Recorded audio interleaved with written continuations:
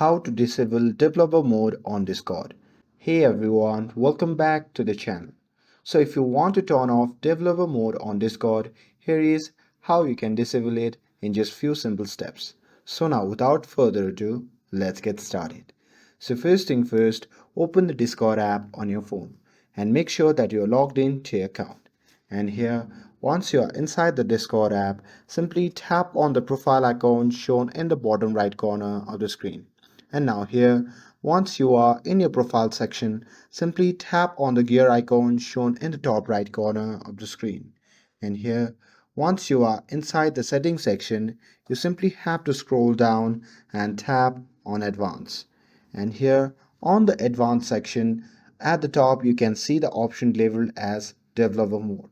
So to disable it, just toggle off the option and that's it. That's how you can disable developer mode on Discord app. With this, if you found this video helpful, then don't forget to like, share and subscribe to get updated for more videos. Thanks for watching and I'll see you in the next video.